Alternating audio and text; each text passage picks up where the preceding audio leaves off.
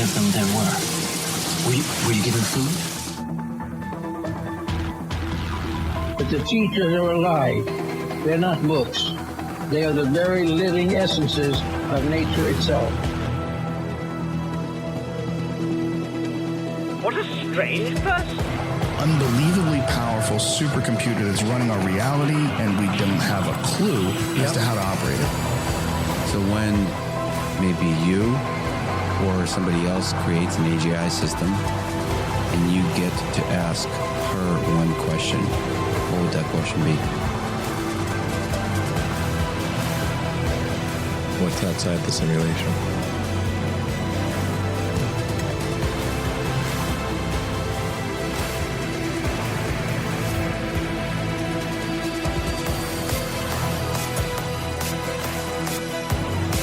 Say in your mind, say to yourself, I am more than my physical body, because I am more than physical matter. I can perceive that which is greater than the physical world.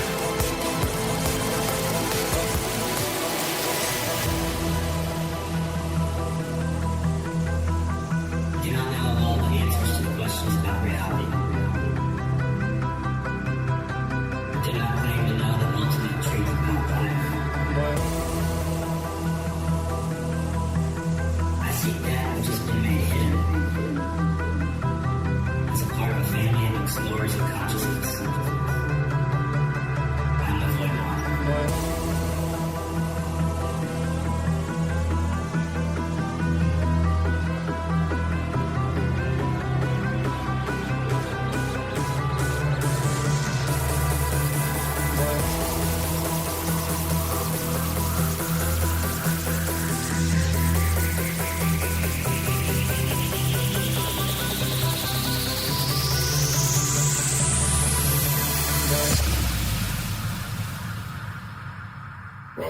Welcome to Lighting the Void.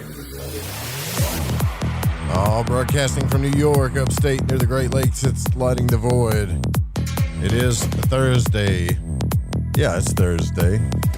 January the 15th, 2021, and we're live on the Fringe FM KTLK digital broadcasting. Thanks for joining us tonight. I want to thank Mary Justina for coming out last night. It was a fantastic show, Cosmic Conditions. We're still trying this YouTube live too as well.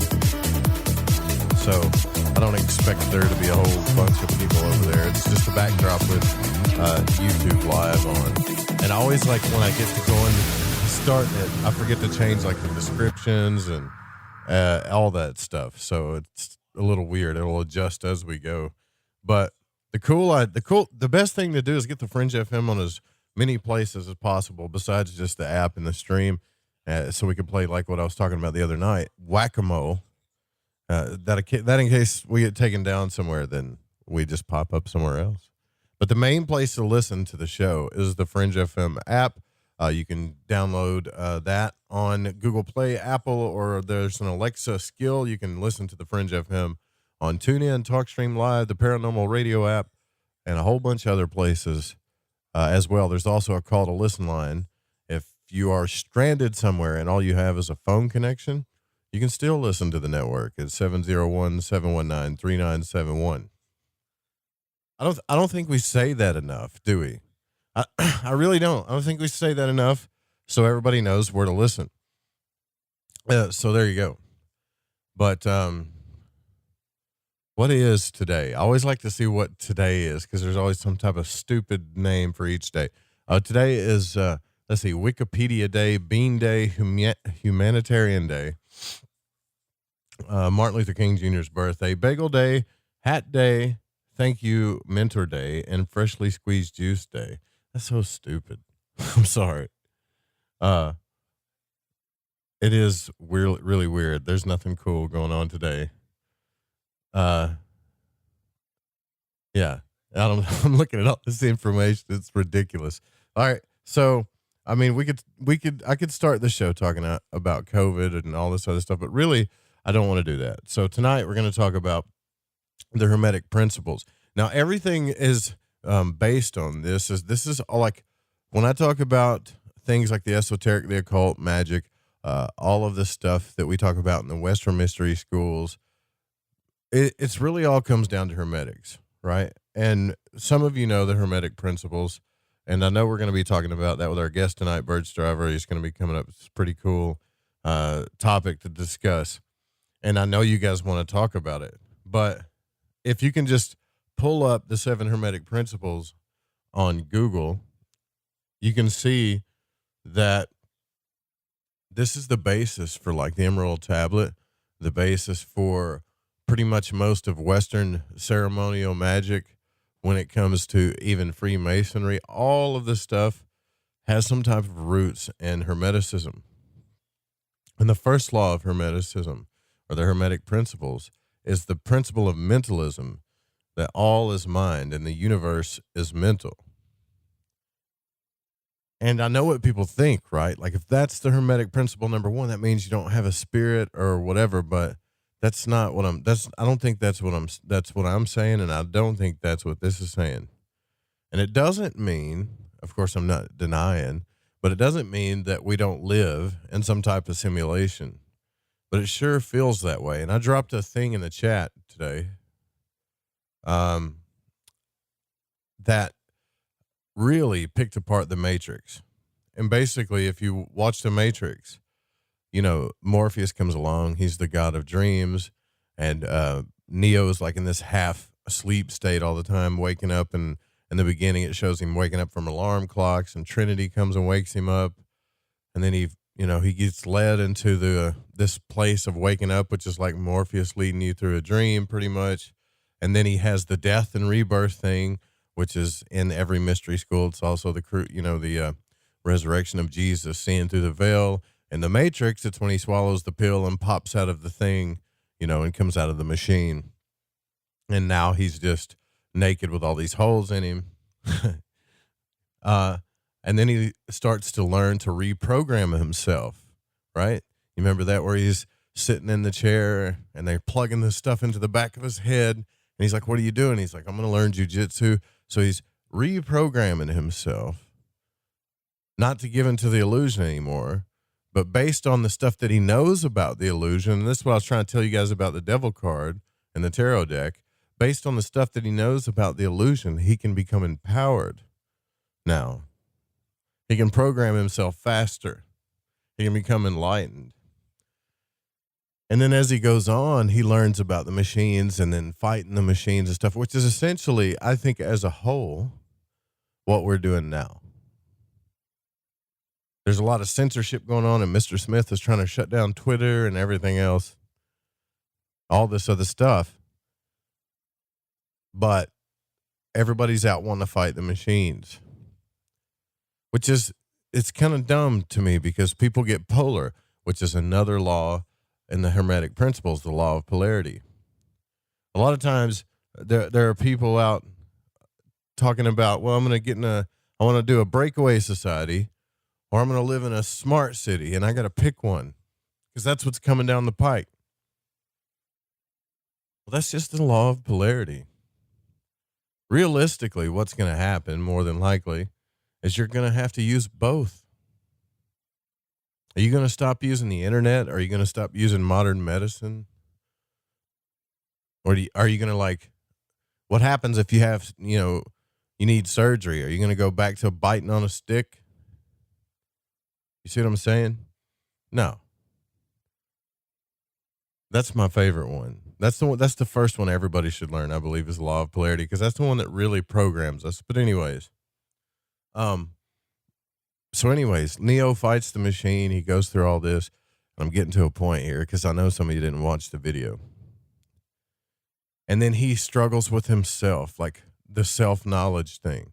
So once he learns that he's in a dream world, comes into reality, sees the perception the deception for what it is, reprograms his mind, and the members of the Hermetic Order, the Golden Dawn, and all these old magicians, when they're drawing their circles and using geometry and the planets and everything, people think that they're doing evil things, but essentially what they're doing is seeing the construct and reprogramming themselves. That's what they're doing. They're getting ready for that inner journey.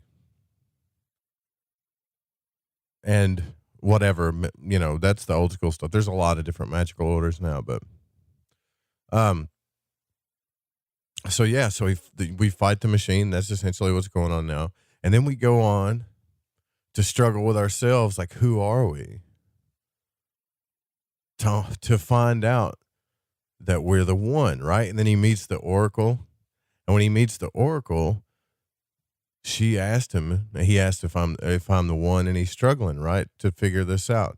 Oh, this is us always looking for a sign for something, like the universe or our higher self or whatever, to tell us who we are or what we should do. Give me a sign. Give me answers. And then once he does that, and she says, "Sorry, kid."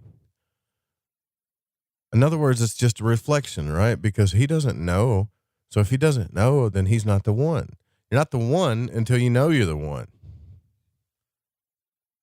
Right?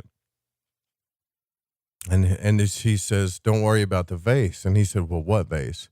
He turned around and broke it. And he said, "How did you know I was going to break that?" And she said, well, what really bake your noodle is, would you have broken it if I would have said anything? So right there is a symbol, in my opinion, of us co-creating with our higher selves. It's not, are we the one that we need a sign from God or our higher selves, or God makes us the one. It's a together thing. If he would have said, "I know I'm the one," or he just essentially knew it, then she would have said, "Yeah, kid, you're the one."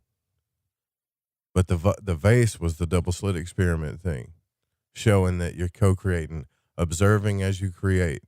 You are what you believe, etc. And then he goes on and fights the machine, and the machines get harder and the struggles get bigger. And then there's people in these realms that have all kinds of cool powers and all this stuff. And it's funny, too, because when he faces the machine's got like this big ego. But at the end of it, he finds out that not only is he the one in the first movie, right? But it's because she said, you have to be the one, because she said I would fall in love with the one. So once you understand love, then you can understand that you are the one. It's a pretty cool, I guess you could say, breakdown of the Matrix. And I did drop it in chat. If you want to go to our chat room, you can go to the fringe.fm/chat room. That's how you get to the chat room. So the 7 Hermetic Principles are the principle of mentalism, that all is mind. The universe is mind. The principle of vibration, nothing rests, everything moves, everything vibrates. The principle of correspondence, as above, so below, as below, so above, as within, so without, as without, so within. I don't know about all that. There's some stuff, I got some questions about that one. The last part anyway. The principle of polarity, everything is dual. That one should be obvious to us by now. I hope to God we can see that. The principle of rhythm, everything flows in and out. Everything has its tides. All things rise and fall. The pendulum swings. Number 6, cause and effect. Every cause has its effect. Every effect has its cause. Everything happens according to law. And number 7, which is the big one, right? The one we talk about on this show quite a bit when it comes to the forces of creation. So gender isn't everything. Everything has its masculine and feminine principles. Now, this is kind of like when you read this, you're like, well, this is a philosophy. But if you start to really kind of like understand these things,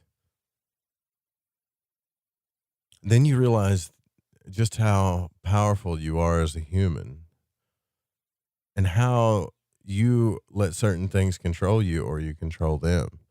And you can see all of these principles in everything in your life, everything that you do, everything that you don't do, everything in nature. It's pretty cool, actually. But if the first principle, all is mind, then sometimes I wonder, where does the mind begin? I know when you listen to the broadcast, you'll hear Elon Musk say, if they had an AGI system, like I don't know, I'm getting weird messages like Facebook's getting taken down or something. Oh, I don't know. Anyways, so if everything is mind, where does the mind begin, right? And at the beginning of the broadcast, you hear like Elon Musk say, if they built an AGI system, what would you ask it? And he said, well, what's outside the simulation? That's what everybody wants to know. What is outside of what created us? As we pretend that we know what created us, I think they think they know. Is there like this grand mind? And I told you guys about the book Manly P. Hall and the Occult Anatomy of Man, and he says some weird stuff in that book. He says essentially that the human returns to the brain. It returns back to the mind that it was born from. That the brain is like a seed and the body is an inverted plant. And when you die, or when this is all over, you return back to the mind or the brain where you came from. It's a really weird thing he says in there. And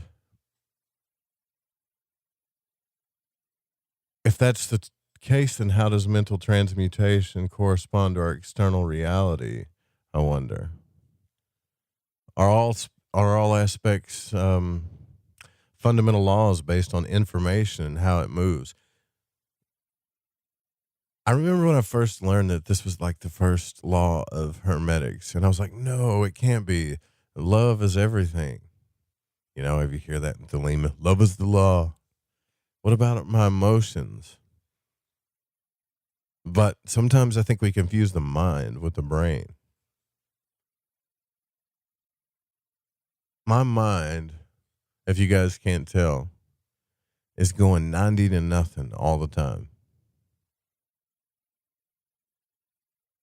It's going 90 to nothing all the time.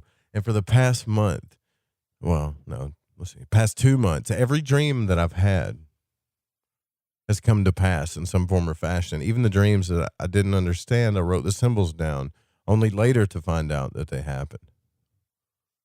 Some really trippy stuff has been going on. I'll give you an example. I don't even want to bring this up because some of you guys I don't want you focusing on it. But let's talk about this thing for a second. What is the thing that corresponds to thought? The element, right? Air, right? If you study this stuff, it's air. The planet Mercury, even the colors, right? Yellow and I guess yellow and purple in the Golden Dawn is what they put it with.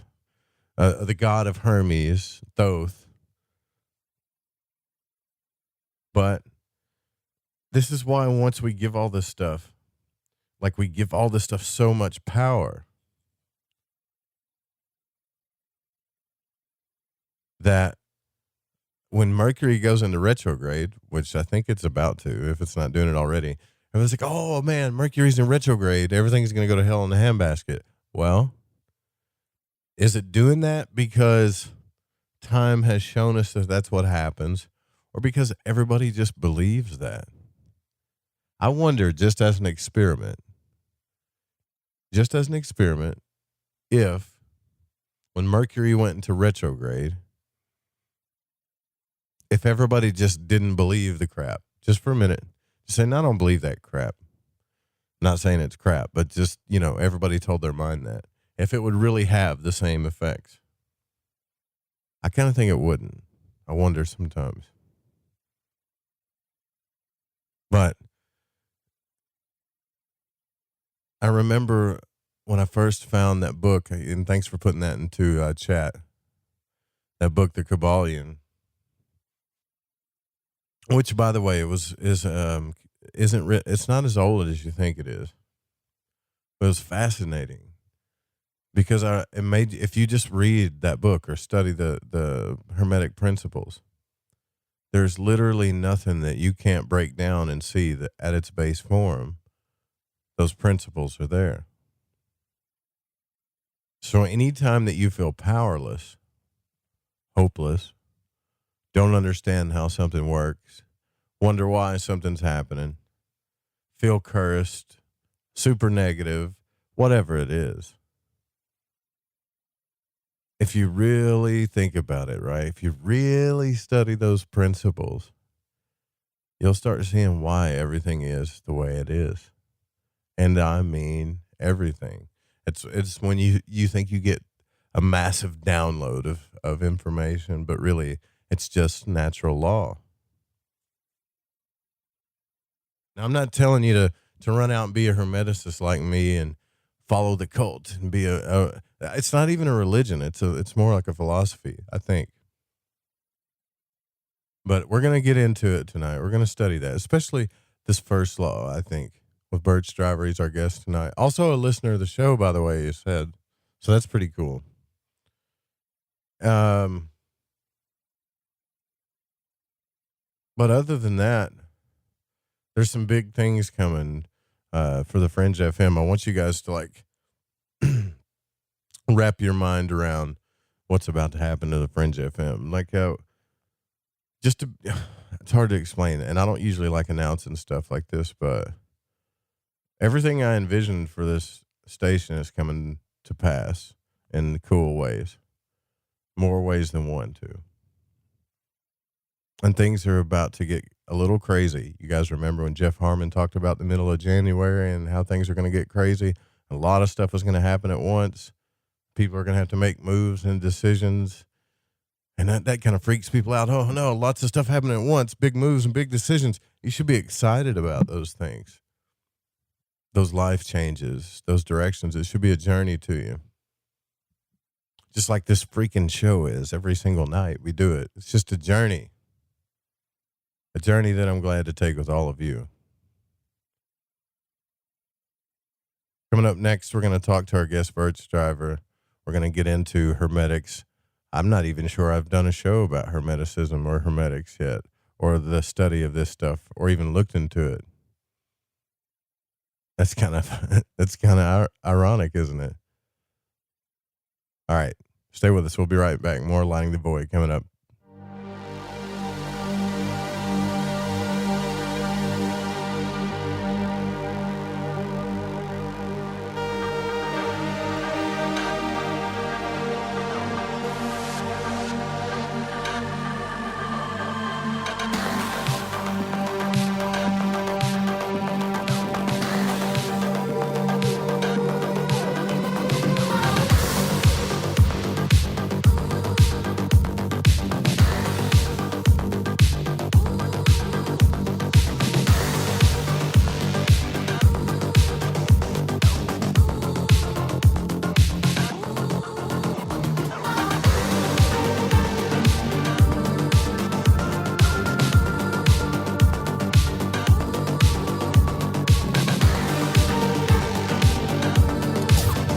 Fringe FM listeners, did you know that when you're on the road with limited data or no Wi-Fi available, you can still listen to every minute of the Fringe FM by calling 701-719-3971. No smartphone, app, or internet needed. Saves your data plan and no extra cost if you have unlimited minutes. Call 701-719-3971. That's 701-719-3971. Listen to the Fringe FM on any phone, anytime, anywhere. AncientLifeOil.com. That's AncientLifeOil.com. Are you stressed? I mean, who isn't? Anxiety creeping in? No, not that. Is sleep hard to attain because your brain just won't slow down? We're living in crazy times, and the fear knob has been turned up. Okay, there's an answer. Take a big breath, exhale, and go log on to AncientLifeOil.com. CBD, broad and full spectrum, organic and non-GMO CBD for you to enjoy. Change your tune from fear to calm, from brain overload to clear thinking. 0.003 THC on full spectrum and 0% THC on broad spectrum. Competitive pricing with the best quality. Also know everything is going to get better. No worries, be happy. CBD can help calm so your nerves don't think they're a 6-string electric guitar. Enjoy life, smile, and log on to AncientLifeOil.com for great CBD. That's AncientLifeOil.com. You'll be glad you did. Want to know what's on the Fringe FM? Check out our schedule at thefringe.fm. Hola, Fringe listeners. This is Dave Cruz of Beyond the Strange, and you're listening to The Fringe FM. This is Malorcas45, fan of the Fringe FM, challenging everyone to open their mind's eye. Listen to Lighting the Void with Joe Roop to gain precision for your third eye vision. My name is Jake. I'm from Billings, Montana, and I am a Void Walker. Hey, Joe Roop. Thanks for lighting the void. This is Janine in the bluegrass of Kentucky, and I am a Void Walker. What's up, guys? This is Damien from San Marcos, Texas, and I'm a Void Walker. I listen to the show to keep myself aligned with the world.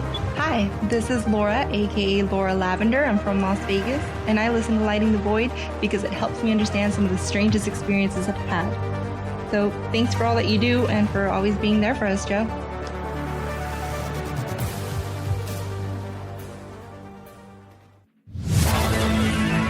Hi, this is Kronox from Belgium, and you're listening to Lighting the Void with Joe Roop.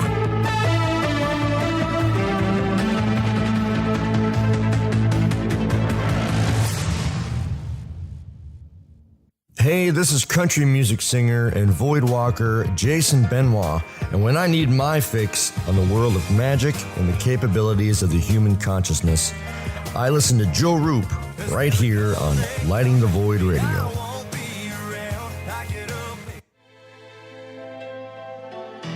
Born out of the alchemical tradition of Paracelsus is a medical tradition called Spagyria. Though not many people practice this work today, Phoenix Aurelius has been researching and teaching this work for the last 15 years, and he needs your support. Hi, I'm Phoenix Aurelius, and I'm the founder of the Phoenix Aurelius Research Society, where I perform modern scientific research on the methods and techniques of Paracelsian alchemy and Spagyria for health, wellness, agriculture, ecology, and more. All my work is 100% funded by the public. So if you like what I'm doing and you want to support my research, please consider making a purchase of spagyric medicines from my apothecary, fund your own spagyric IDF wellness research, or participate in my group study or one-on-one immersion courses so that you can learn how to perform this work for yourself. I want to thank you in advance for your support. Visit thefringe.fm/alchemy research and enter coupon code FRINGE and receive 15% off anything and everything on the website. That's thefringe.fm/alchemy research. And thank you for doing your part and keeping alchemy alive in the modern day.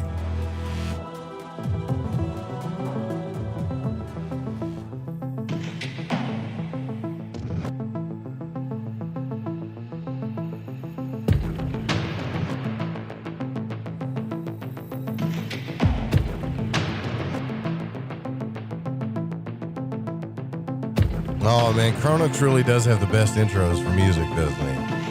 Y'all ever wonder, some people ask me, who does the bumper music for Lighting the Void? That's Kronox. Kronox from Belgium. That's my brother. And I love this music. All right, just letting you know. Someone hit me up in our chat too. We'll open the phone lines up later, 1-800-588-0335. If you're just tuning in, welcome back to Lighting the Void. I'm your host, Joe Roop. We're going to be speaking to our guest who's here with us, Burch Driver. And Burch Driver is an industrial designer, inventor, and creator of the GreenKight podcast. With a background in physics and esoteric philosophy, he is seeking to create a framework for the transitions society is currently undergoing through radical innovation in technology, thought, and communication. And during the break, he was telling me that he wanted to get technology. You can see some of his work, too, at burchdriver.com as well, but he wanted to make design things where technology works in sync and harmony with nature. Thanks, man, for coming on the broadcast. It's good to have you. Thank you. Hey, thanks a lot. It's an honor to be here. And you listen to the show, too. I can't believe it. I can't believe somebody that invents stuff like you do would listen to my redneck mouth talking about stuff, man. Sometimes. Well, when I first heard you, I was like, he's got a voice like honey, and it sounds like my uncles, because all of my uncles live in Arkansas. Oh, really? What part of Arkansas do you live in? All your uncles live in Arkansas. Fayetteville and Oark. Oh, that's cool. That's really cool. Yeah. A voice like honey. Thank you, man. I appreciate that. I appreciate that. So you go to the GreenKight podcast or the GreenKight.green. That's the website, right? GreenKight.green. Yeah. That's pretty cool. I'm looking at it right now. And you did a series of podcasts about what? Like, I want you to tell the story. You were telling it to me during the break, but I think, yeah, they need to hear it because it's really cool. Yeah, so it starts out like, so I think technology, it can either save us or kill us, right? Yeah. And it's up to us to figure out a way to do it. And that's kind of where we're at right now in the world. It seems like we've gone down the road pretty far towards, screwing things up pretty bad, And because I'm an industrial designer, I came at it from a point of how important products are, Right. And so I started from that standpoint with the podcast, and Marshall Mcluhan is one of my, influencers. I don't know if you've heard of him. No, I haven't. Yeah, so you've probably heard the expression, the medium is the message, right? Right. And that's his. So Marshall Mcluhan, he was writing in the 50s and 60s and early 70s. He was really popular in the late 60s, and Johnny Carson was a fan of his. And so he was talking about how every medium you can think of it as a technology, So when we think of medium today, we think of radio and TV and, print and all that kind of stuff. But the way he was thinking about it was that everything that human beings make is a medium, and it has a message. Right. Yeah, that's kind of true. Yeah. And so with these radical innovations, he wrote a book called The Gutenberg Galaxy, which is about the printing press, and also one called Understanding Media, which is, it kind of blew my mind while I was at art school in Pasadena at Art Center. I found his book, and I was like, oh my God, he's saying exactly what I kind of intuitively was knowing, And so I became a big fan of his, and his work is really important because he talks about how radical innovation, such as the printing press and other things, always kind of coincides with a major transformation of society. And usually some, major wars or collapse in some way, some kind of societal collapse. And so his message was that be prepared for what's going to happen, like adjust your thinking based on what the new technology is saying, so that you don't get surprised with this by thinking in the old way and suddenly everything's changed. And so generally the medium is the message. What he says is that the message of every radical innovation or the medium is that it changes the scope and the scale of human interaction. And so therefore it changes the structure of society, the pathways of exchange and the pathways of information, if you follow. Basically, like the internet was a big change of everything. I mean, if you go from the 70s to the 80s, you had the telephone and stuff, which was some guy saying, I want to talk to somebody that's not here, right? Everybody thought that was crazy. And then the internet comes along and just totally changes the game. And now we've got information at our fingertips, and we can make friends from all over the world and do what we're doing now. Yeah. So it is it's like a message, but then also a game changer every time too, Yeah. And so the internet is the most radical innovation yet, right? So he would always say in his book, it's called The Extensions of Man, Understanding Media, The Extensions of Man. And so what he says is that every technology we make is kind of an extension of our bodies in some form or another. So an easy way to understand that right away is to think of the wheel as an extension of the foot, Uh-huh. And the internet, just jumping all the way to the end, is an extension of our nervous system, right? So it extends all the way over the whole globe. And like you were just saying, you're talking to someone that's not there. So the shock of the new involved with the internet is basically that everyone is suddenly next to everyone else, Yeah, that's basically it. Yeah, we're all next to each other. Man, I got to tell you too, like on your website at burchdriver.com, it looks like you look like you're a mad scientist creating really cool stuff, man. This exoskeleton's rad. For real. I like it. Yeah, thanks, man. That's it's basically a full body knee brace, that creates the hard points so that you could turn your body into a super footmobile, basically. That's really cool. Yeah, that's cool. It keeps, yeah. They should put those on like all football players. I know people are like, when are you going to talk about the Hermetic Principles? Oh, okay. So like, here, I get nerdy quick. I was trying to tell the story of where I was going with the podcast, but like just one more point on the exoskeleton. I contacted Jeb Corliss, who is that wingsuit extraordinaire guy. Yeah, yeah. And I was like, look, man, you could have a full exo bodysuit so that when you do crash land or accidentally hit a rock or a tree or something, then it won't break your body into all kinds of pieces. And he was like, get a working prototype. And then that was it. But well, is he gonna use it? Did he use it?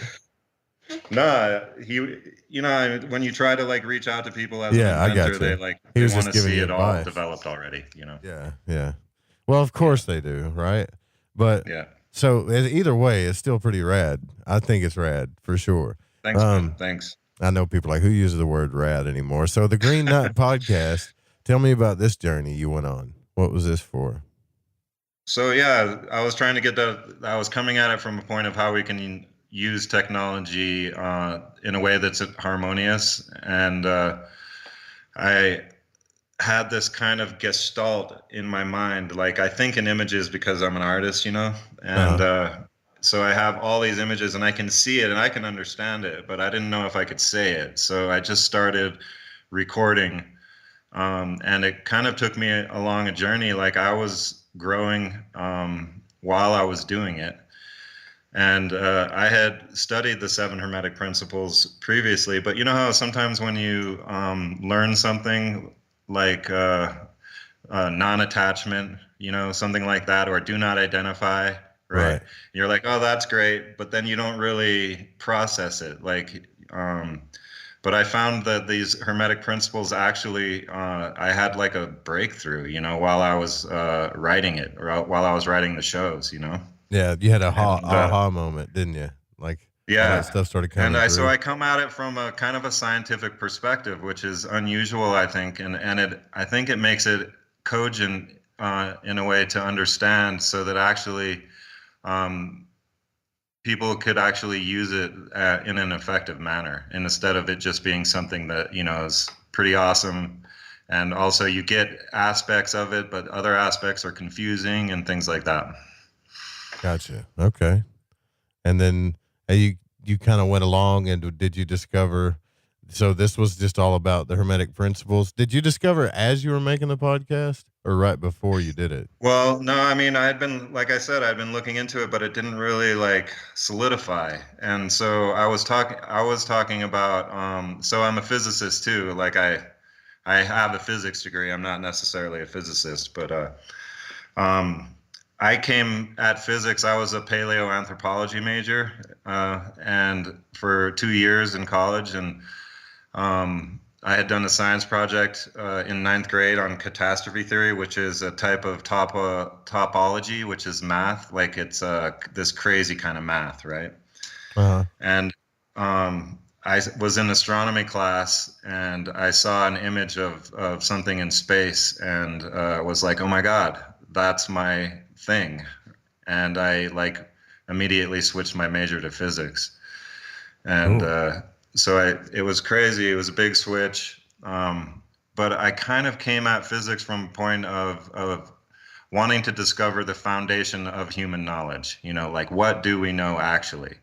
And more from not necessarily wanting to go into academia, like not really at all, right? I just wanted to find out what was up. And so it was I wanted to learn about quantum mechanics and the aspect of how the observer can change reality, Right. And I think this comes heavy into the first principle and so in my podcast, I was talking about how basically the observer effect, which is the idea that you can, when you observe something, when you set up an apparatus to observe something in a certain way, it coheres it and it becomes like a particle. But previous to that, it's a wave, Mm-hmm. Are you getting me? Yeah, well, yeah, I'm getting you, man. Like I've talked to so many people about it before, though. Like I've talked to, but everybody's got their own theory on it too. Even oh man, what was that guy that came on? He wasn't a physicist, but he studied physics, and he wrote the book. But he said that they had the double slit experiment wrong. That he was still with Einstein stuff, the unified field theory and all this. But either way, like the double slit experiment pretty much tells me that we're creating and observing instantaneously together. Like whatever is creating this thing is somehow a part of us, and it's corresponding with us faster than either the speed of light or at that speed, like it's just doing that. Well, yeah, faster than the speed of light. It's instantaneous. And that was what Einstein called spooky action at a distance, where you could have two electrons that were part of the same system, and you can separate them by any amount of distance. And once you change the spin on one, instantaneously the spin on the other one changes, And so that's faster than light. I just kind of feel like we wouldn't have all these people afraid in the conspiracy world either, that if everybody understood hermetics, then we could use it to our advantage. But I think what makes people afraid is other people don't think other people see all of the manipulation and all this other stuff going on.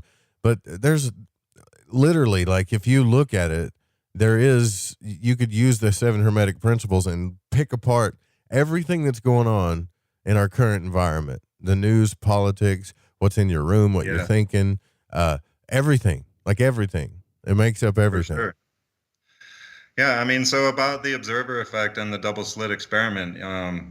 So I think there's a lot of attempt to try to say that there's not something there when there really is. And all of the big thinkers that were in that group, the architects of modern physics, as it were, aside from Einstein, we're all saying that basically the first principle, that the observer effect, you cannot get away from the idea that there is a consciousness at work in the background, part of everything, and that's basically what the Gnostics were saying, that there is this consciousness or awareness in every single thing, right?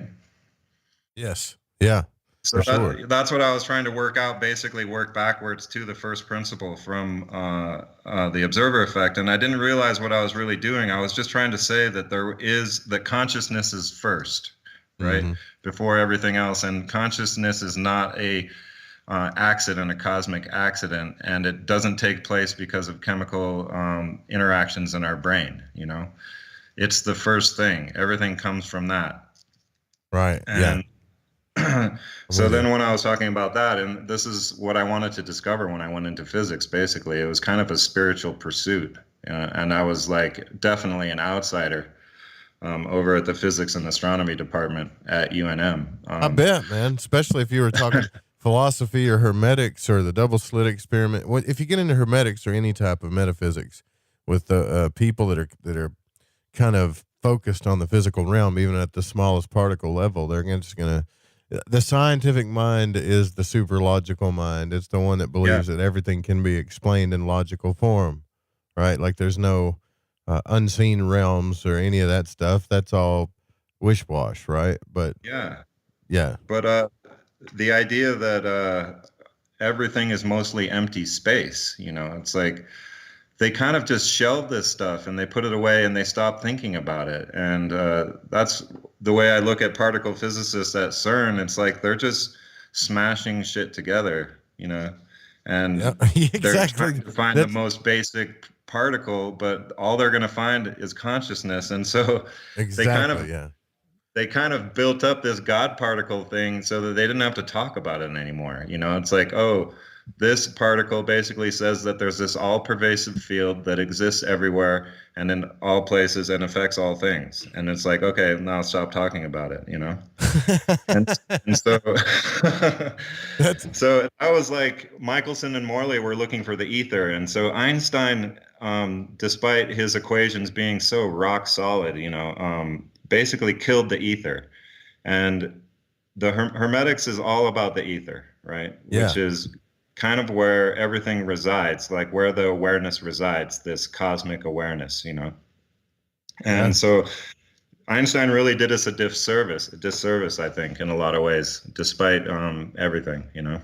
I think so too. Like, everybody talks about Einstein, like he's a great person and all. And I'm not saying he wasn't smart, but you know, when it come down to the stuff he didn't understand, you just stopped there and called it spooky, right? That's it. Like, so then you got these, I say this on the show all the time. You got these mad scientists just smashing particles together, creating stuff or whatever. But by the way, who's smart enough to oversee these people just in case they are screwing something up? Nobody, right? Yeah, nobody. And it's bankrupting the world. I mean, how much money do they pour into that place, you know? Exactly. And it's like, well, then we got molecules and atoms, and we got quarks, and it is the most profound cognitive dissonance, I think, if you ask me. It's like these guys are the most brilliant people on the planet, supposedly, and they just have these massive blinders on, you know? Yeah, right. Even when they, like, even in biology, these people, they dissected a human brain and saw that it had signals like Wi-Fi. Well, that's interesting. Well, you're just going to stop there, right? To me, they should have kept going, but no, let's go back to smashing particles. That's what we need to find out, and just go back. Like, we still haven't figured out what dark matter is 20 years later. Anyways, I'm totally with you on that. Yeah, so it's like there's something there, right? There's something there that is, everyone wants, you know, all these materialist scientists want to say that doesn't exist. And you ask millions of people around the world, and all of their experiences that they've had that basically corroborate this awareness, this cosmic awareness, right? That manifests in all kinds of different ways, such as, you know, what you've been studying and exploring and having experiences yourself, right? Yeah, yeah. So you can't say that all these people didn't experience what they experienced, you know?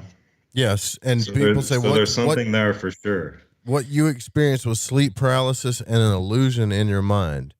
Really? Right. That's what I experienced. The vibration was your body going through sleep paralysis. So when I peeled myself out of my body and looked at my body and saw stuff that happened in real time and pretty much did the same stuff kind of like Robert Monroe's talking about, that was all just my imagination. Even though it took a profound amount of effort to get to that point, focus, concentration, and everything that I went through, that was still just BS. I don't believe it. Yeah, and there's just too much. I mean, so yeah, I come at it from a scientific perspective, and I don't want science to like ignore all this other stuff, right? So it's possible that there's a new science emerging where it actually is trying to build the tools to be able to measure this kind of stuff, right? And so the principle of mentalism, and then the next principle, right? So if we can agree, right, what I would like to say about the principle of mentalism is that the universe basically is the mind of God, right? Yeah. Or source, or however you want to say it, you know? And so I like to think about the Big Bang, you know, because I studied it in school, you know, but it's something they always gloss over that too, you know, like it's a singularity, like all of the mass and energy in the universe is at one single point. It's like, that sounds like a miracle to me, right? But they just like, oh yeah, and then it exploded outward. Well, right? that's exactly right. They can explain all the miracles. But what did it except explode into? Did it explode into something, or did it create the space when it exploded? It's like they don't even talk. They just say, give me one miracle and I'll explain the rest. You know? That's right. Yep. That's exactly right. But the Kabbalists explain the Big Bang better than they do with the Kabbalistic tree. You know, the Kether's the all source of consciousness. Then you have Chokmah, which is the male energy force or whatever. And then you have Bina, the force that forms it.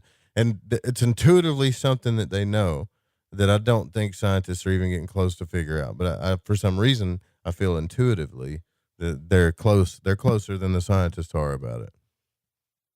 Yeah, and so if you study like sacred geometry, right, this is what the pre-dynastic Egyptians were saying is about the origin of the universe, that it started with these geometric shapes, right? And it reaches a certain point and it requires an awareness basically to put that together. And then I like to think of it as maybe time doesn't exist, like it's an illusion just for us, right?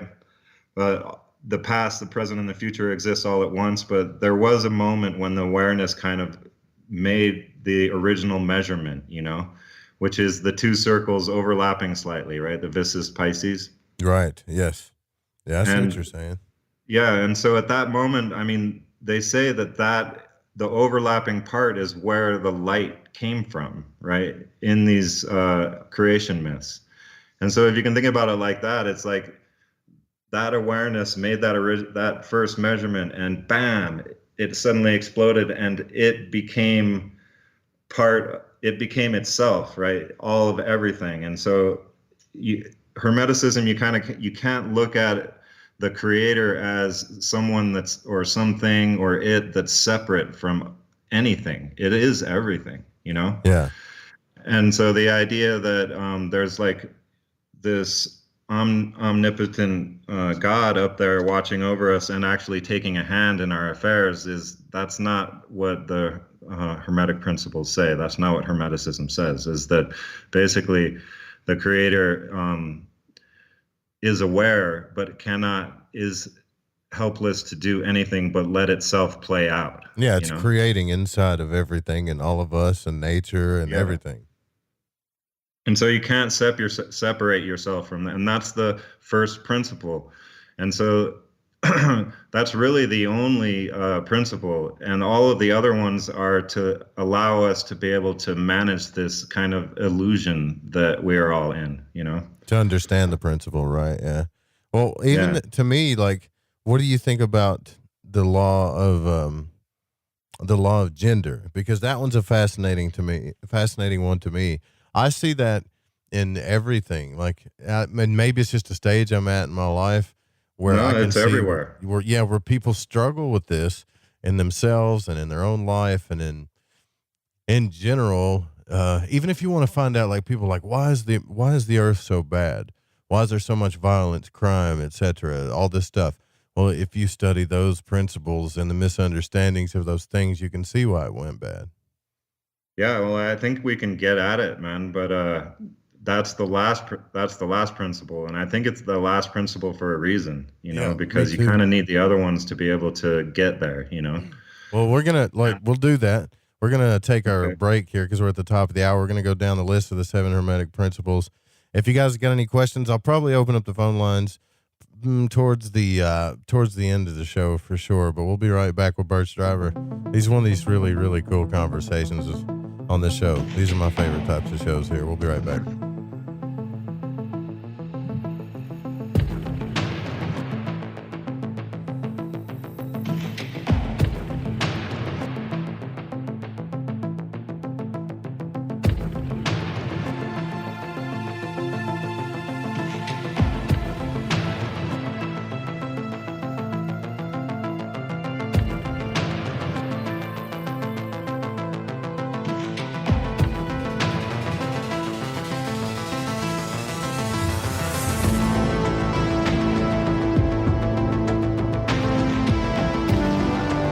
Hey, this is No Way Jose, a Northern California Piscean stuck in the Arizona desert. I'm a void walker, and I got the shoes to prove it. So what do I do when my soul yearns to delve deep into the realm of the unknown? I aim my satellite straight into the night sky and catch a smooth ride on the KTLK-DB radio waves. I tune into Lighting the Void with Joe Root on the Fringe FM. Joe, Lighting the Void is the best show on the planet. This is Barney, your friend from Facebook. Thank you and all the crew for all you do. Namaste, my friend. This is Macon from the foothills of North Carolina, and I am a void walker. G'day, void walkers. This is Lily from down under Australia. The world may be small, but the enigma is greater. So let your curiosity take you for a journey with Joe Root. Hey, this is Fee, coming in from Central Maryland, and I am a void walker. This is Kevin Doherty, a beginner void walker. I'm from Vancouver, BC. I know a little about a lot, and as Leonard Skinner said, I guess the rest. I learned a lot from Mr. Root in the show, and heard it from the beginning. I knew right then he was going to be a new Art Bell. Thanks for all your shows and keep it up. Hey, this is Derek from Mass, aka the Night Stalker, and I'm a Void Walker. This is Mark from Chicago, and I walk the void to ascertain what is consciousness. My name is Jared Johnson, and I'm from Humboldt County, California. I do not know all of the answers to the questions about reality. I do not claim to know the ultimate truth about life. I seek that which has been made hidden as a part of a family of explorers of consciousness. I'm a Void Walker. Thanks, Joe Rube. This is Barbara Charlton from Metaphorical Archaeology. If you've ever had a traumatic paranormal experience, the effects of it may stay with you for years. Who do you talk to? You can't go to conventional help. What we do is we use emotional freedom techniques or tapping to actually neutralize the effects of that event. Maybe when you tell the story now, your heart races and your palms get sweaty. You don't even want to think about it because you don't know how to neutralize that. That's what EFT tapping does. It neutralizes those emotions. The circuit that was recorded on is gone. The energy flows freely and you're free of it. And that's what emotional freedom is all about. We offer this as a pro bono service, but this is something that I offer because no one, it seems, is helping people with these experiences. If you'd like to reach me, it's really easy. My cell phone is 214-995-3754. Please leave a message. I will get back to you as quickly as possible. Or you can email me, barb.eft@gmail.com. And EFT stands for Emotional Freedom Techniques. Reach out to me. It's confidential. This works. You won't believe the results. Have you heard of heavy metals? Yeah! I'm not talking about the heavy metals in the junkyard. I'm talking about the heavy metals that build up in your body. Heavy metals in your body can make you feel sluggish, fatigued, and just plain off. Why not try Life Change Tea at GetTheTea.com? Cleansing your body and making you feel great. Cleansing the inside of your body of intruders that sneak their way into you and set up an intruder camp. Life Change Tea helps remove unwanted intruder camps. Brew it, steep it, and drink in the results. Tastes great, so you can create a new health habit. Our tea loves to help people. It just needs the chance. So order yours today by logging on to GetTheTea.com. That's GetTheTea.com. Our Life Change Super Strength Tea is waiting. This could be a beautiful relationship. Take charge of your health. Order at GetTheTea.com. That's GetTheTea.com. The Fringe FM isn't just a radio station. We also provide services for all your audio production needs. If you are interested in live radio or pre-recorded podcasts, we're here to help. We even do audio enhancements and voiceovers if needed. If you want to do a podcast or live radio show and even want the option to syndicate on terrestrial radio, from simple audio file enhancement to live production and call screening, we have you covered. We have worked with some of the best professionals in the business in order to provide coaching instruction for content creation, show structure, and more. Contact The Fringe Digital Media for more at info@thefringe.fm. That's info@thefringe.fm. Or call 501-777-5631 for a consultation. From the Kingdom of Arkansas, you are listening to Joe Root and Lighting the Void here on the Fringe FM.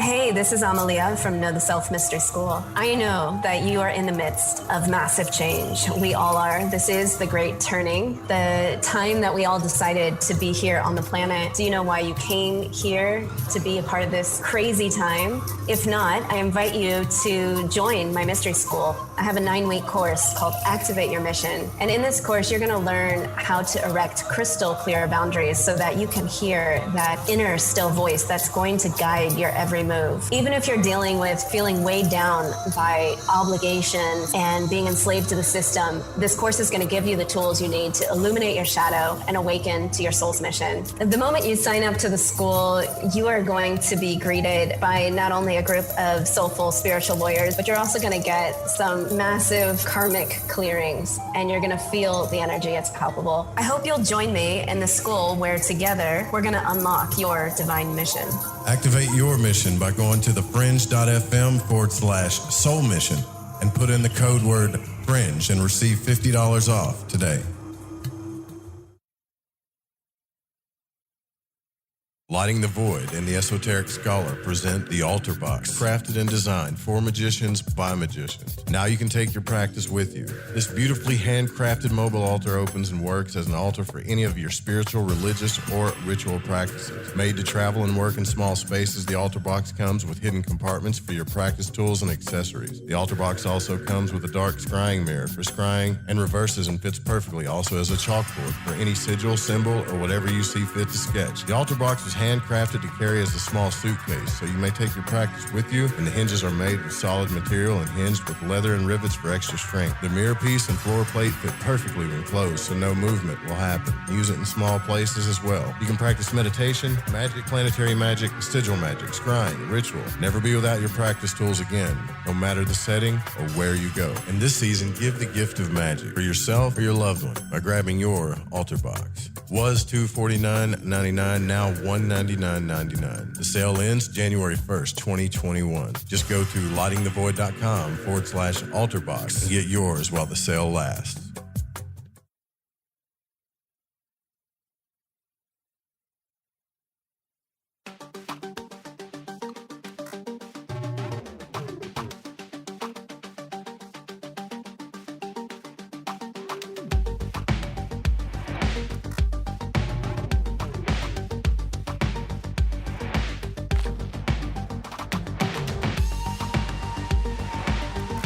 All right, welcome back to Lighting the Void. Burch Driver, our guest tonight. We're talking about the 7 Hermetic Principles, and it's one of those deep conversations, you know. But I told you guys about how the Matrix was broke down, and this was just a philosophical discussion.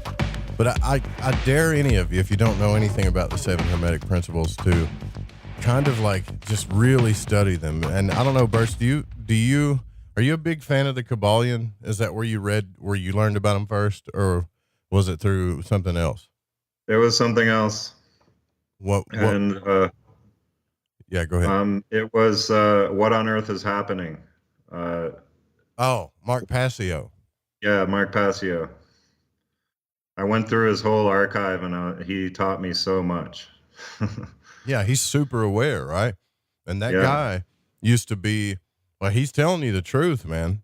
And that's why he gets so angry, because people be like, they don't realize what he's telling you. He's telling you how everything is happening, for sure. Yeah. And so when I was listening to him, it all made a lot of sense, especially when we get to about the gender stuff. Makes a ton of sense. Which one are we on now? So on the principle of vibration. All right, go for it. So vibration is frequency, right? And so for me being scientifically minded, I was like, okay, everything's waves. And that's what quantum mechanics says too. It's like everything is empty space mostly, you know, and it's just these particles, you could call them with quotes, you know, but they actually, in my quantum mechanics classes, we had to call them wavicles, you know, because they're like both things, right? Right. And so everything's a wave, and even in the wave equation, they call it the wave equation in order to do these calculations in quantum mechanics. It's called a wave equation. So everything's waves, and if you think about it, these things with properties in the properties of waves, it starts to make a ton of sense, you know? And, you know, we can get into it, but yeah, that's basically it. Like, so how do you go ahead? If everything is a wave, I'm like, pretend I'm in the 6th grade here, or maybe 5th grade. How is a tree a wave? How's that a wave? Yeah, I mean, it's made up of atoms that are mostly empty space, right? Okay, there you go. As a 5th grader, I think I got it.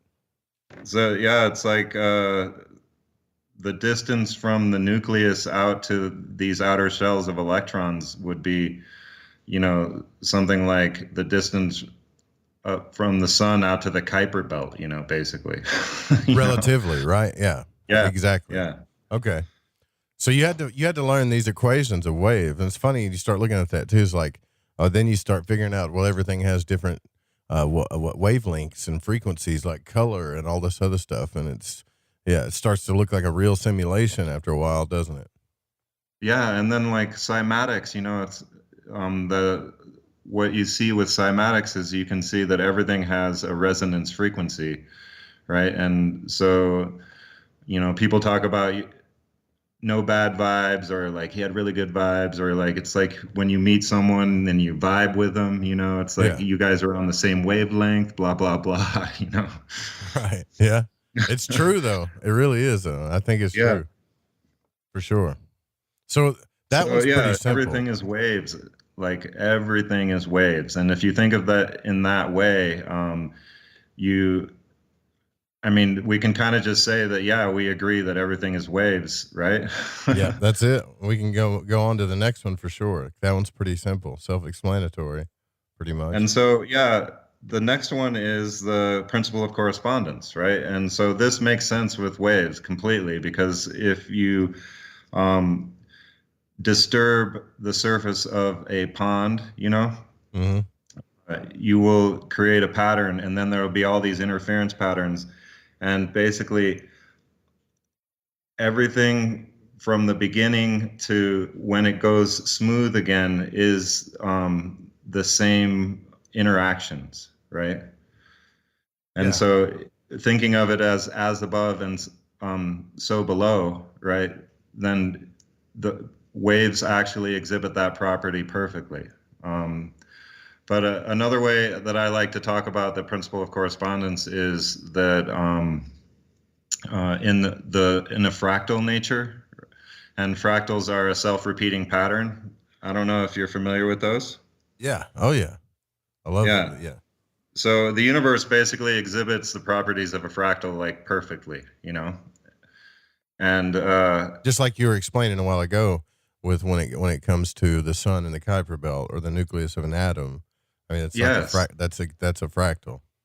Yeah, and also with the sacred geometry, right? So I was saying that it starts with the viscous pisces, but then you get the seed of life, and then you get the flower of life, and then all of these other, like the platonic solids, all arise from that, and all of nature is built from these shapes, and that's why you see the same constants like the Phi ratio everywhere, in nature.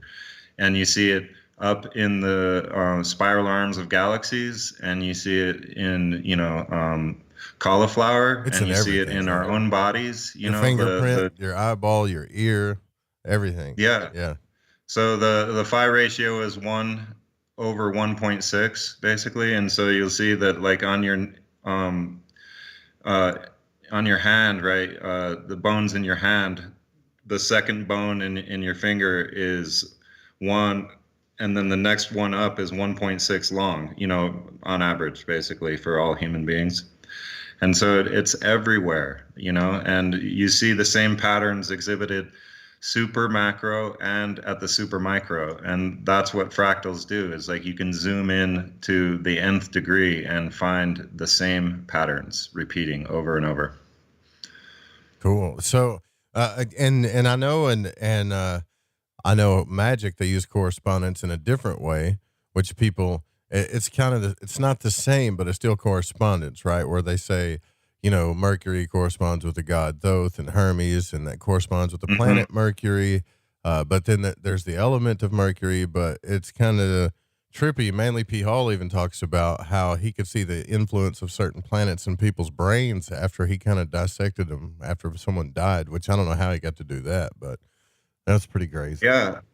I mean, and then there's like just you speaking of brains, like the patterns that the superstructuring of galaxies make looks exactly like a neural structure, right? Yeah. It's like the same pattern exactly. But with reference to, that's like attracts like, and with alchemy, it's all about those kinds of things, what exhibits the same kind of properties as the 4 elements, Right. Exactly. Yeah. Exactly. So the principle of correspondence, but like again, goes back to mentalism, because ourselves, right, our own individual awareness is like a micro version of the entire creation. I see that. I've never, you know what? I haven't even thought it like that, but we are like super highly aware of ourselves. And if that's the case, then nature or the universe is like, think about the awareness it has of what it's doing. And it's obviously doing everything in perfect order, even though it looks like chaos sometimes. Yeah, and they say that, okay, so maybe jumping ahead a little bit, but like people in these kinds of explorations, right, say that the heart is the singularity that connects you to all of source, right? Yeah. And if you're going to operate with full clarity and perception, you have to use your whole perception apparatus, your entire body, right? Not just your mind, or not even just your left hemisphere, you know? Right. So, yeah, it's like that right there is where it all emanates out from. And there's the torus field, which you see everywhere in the universe. The energy field that our heart creates this torus, which at the center is where our heart is, you know? Right. Yeah. Yeah. And when you do the middle pillar exercise in the Rosicrucian or Golden Dawn rituals, they're using visualization, but that's essentially what you're playing with, is that torus field, right? Yeah. That's what you're doing. And then along those lines too, is there's we have this energy field around us, but there's also this geometrical structure that each of us have, and that may be lying dormant in most of us, and we need to learn to activate it. And that's like the Merkaba, the star tetrahedron. Have you heard of that? Yeah. Oh, definitely. Yep. Yeah. And so if you're going to do the Merkaba meditation, you're visualizing from the heart, always, right? Right. Yeah. Well, you start behind the navel, and then you move the light up to your heart, right? Yeah, and I don't know if you ever thought about, see in the Merkaba, if you look at the Vitruvian man or whatever, he's got his arms out, and then it shows him kind of doing the splits in the star shape.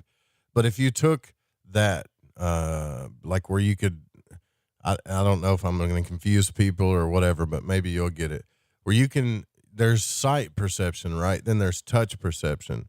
But I think that touch perception is for sure in some type of Merkaba or dodecahedric field, because you can only touch so far, it doesn't matter if you do the splits, there's some geometry there, right? If you're center, so everybody could essentially be in their own Merkaba. The weird thing is, well, how does that work when two people touch, right? But it's still sensory perception. So I think about that sometimes with simulation theory and stuff sometimes. Yeah. Yeah, I have some thoughts about the whole simulation theory. It's definitely, this universe is virtual, right? Because our bodies are just a vessel, right? It's just our vehicle. And our soul, or I guess you could say, in alchemy, they say there's a difference between soul and spirit, but it's really who we are is our soul, it's we're not our bodies. Right. Yeah. And so I like to look at it that way. I like to think that what Hermeticism says is that the laws are immutable, right? It's you can't change the code, right? The code is there and it's set. And if you try to, you can get in tune with it. And like you were saying in the intro, basically you're using these geometric patterns to create a resonance, right, with your body, right? To power you up, basically. But you can't change the laws, right? And for me, simulation breaks down in that way, because they're always talking about kind of changing the way things happen, by maybe the coder is changing the world as we live in it. You know what I mean? Yeah, to me, I look at it. Yeah, go ahead. I think that could be, but I can change the way a website looks, but I can't change the code. I can't change the fundamental structures of the way things happen. Right, but your webmaster could, though. Yeah, I see what you're saying. But it all goes down to ones and zeros, right? In the end, it's all binary, or it's all bits of information, which is what's a bit of information is like, what, eight bits or eight, it's something like that, 8 ones and zeros. So, which is essentially, you could look at it as polarity of the law of gender, the straight line to zero, binary, on, off, it's crazy. Exactly. Yeah. I mean, so it's a good jumping off point to the next principle, which is the principle of polarity, right? And so 1 and 0, you could say that those are two opposite things, right? But the principle of polarity is perfectly defined if you think of it as waves, right? So a wave has a peak and a trough, and you can't have a wave without one or the other. And so one defines the other. And all of the polar relationships require the other in order to understand it. Like you can't have up without down, dark without light, hot without cold, Right. And so that is the principle of polarity. That one's pretty simple. I would hope that one's simple, that everybody understands that. But in Western esoteric schools, it's also represented by the checkerboard floor and the 2 pillars on the tree, Right. And so like the checkerboard floor is every Masonic temple has it on the floor, right? Yep. But it's represented as the floor of the house, right? This is the bottom level, right? That's right. If you are, living a checkered existence, then you haven't been initiated. Which is why they have the black and white colors, and it's why you walk on it, because it's down. Yeah. It's in Malkuth. It's as low as dense as you can get of understanding. Yeah. I mean, I think it says in the Kybalion that polarity is unity in disguise, because there's not one without the other, right? Right. Yeah. That one's pretty simple. I don't think we got to go in too depth of that one. And what's the next one? Well, I think they all kind of mesh together, and they're all properties of waves, right? And that's why how I can kind of come at it. Like, so we can come back around to this and talk about some of the stuff where people get hung up, maybe. All right. Well, what's polarity? On a wave, you talked about what, the peak and the trough of the wave? Is that what you talked about? Yeah. Okay. Gotcha. So it's like if you're going to disturb a pool, then as soon as you touch it, right, you create depression, and then that creates a trough, and then that emanates outward. And so the next principle is the principle of rhythm, right? And so it'll always go from superior to inferior, right? Right. And so like frequency basically is a measure of how many peaks go by per unit of time, right? And so that's the principle of rhythm. And you can see, I'm going to get really stupid with rhythm, but every time that principle of rhythm comes up, I think about rave parties, and in the Matrix, that movie Zion, when they start hitting the drums and everybody's all bouncing and moving around, right? But essentially, that's the human soul tapping into that principle of rhythm, where it all kind of gets tribal and looks that way, Pretty crazy. Yeah. And I mean,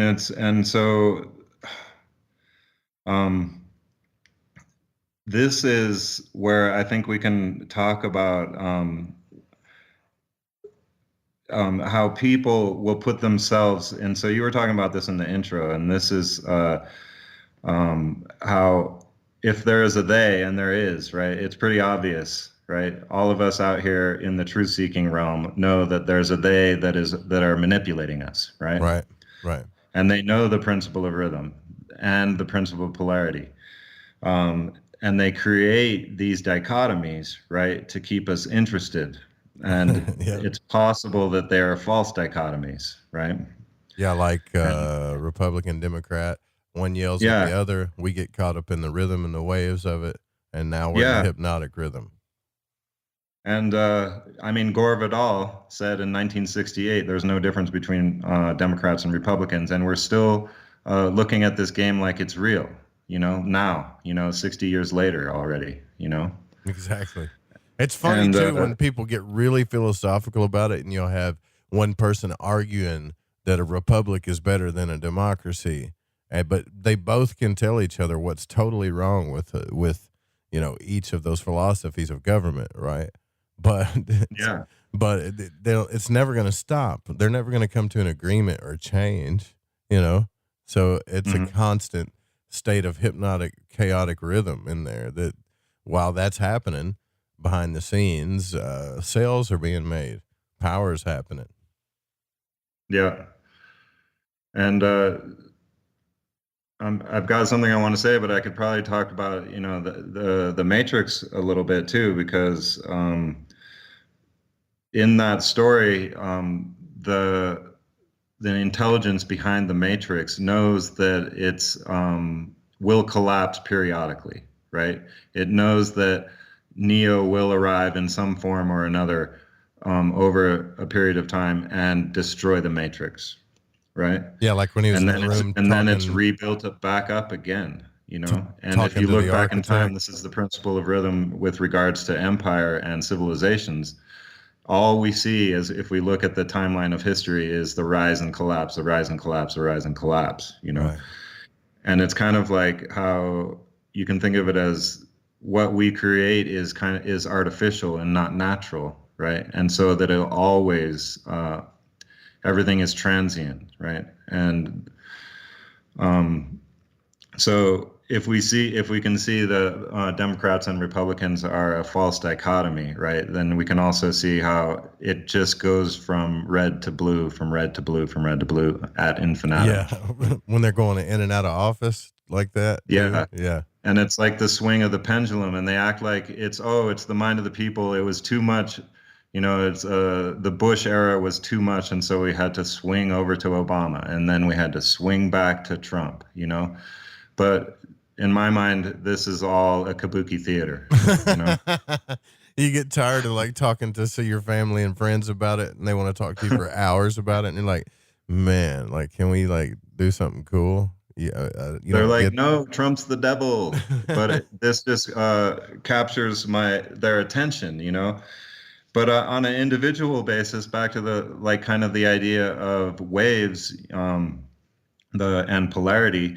If you as an individual declare a position, right, you're going to invite opposition, right, and you will start in the superior position, but you will rhythmically rotate to the inferior position. You want to hear something funny? I'm gonna admit something that I know about that. You know how I always complain that I got all these listeners and I want more phone callers? Mm-hmm. I know what to do to get more phone callers. I just don't want to do it because I feel inauthentic. Does that make sense? Mm-hmm. I know I could create polarity in any conversation. Could be between male and female. It could be between politics. It could be between any idea, and I'll start getting phone calls. But if I do that, I don't feel authentically myself. And so I don't do it, when I probably should. I probably shouldn't even be saying what I'm saying, giving myself away. But I don't like feeling fake, to be honest with you. Yeah. And I mean, I guess, that we could talk about more about this, because all of the principles kind of mesh together with what I'm trying to get at is that this idea, right, about declaring a position or basically claiming authority, right, it puts you on a pole, right?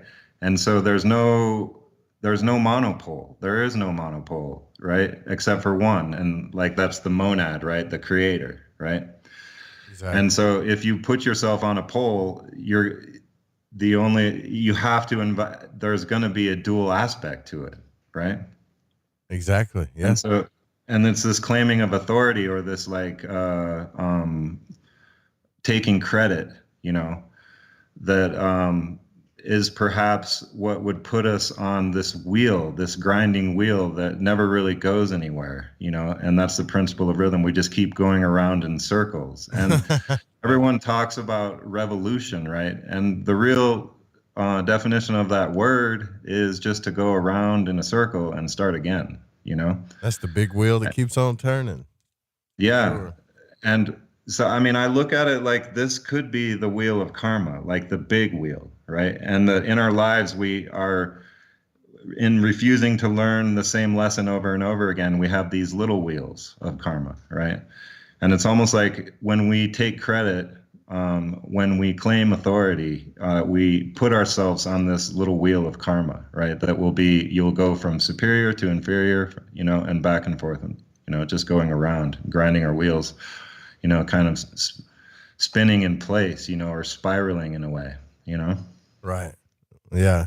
So essentially, to ascend that wheel of karma is to, like when you do tarot, if you pull the wheel of fortune, if it's in reverse, that's what you do, is you just go back to the same cycles over and over again.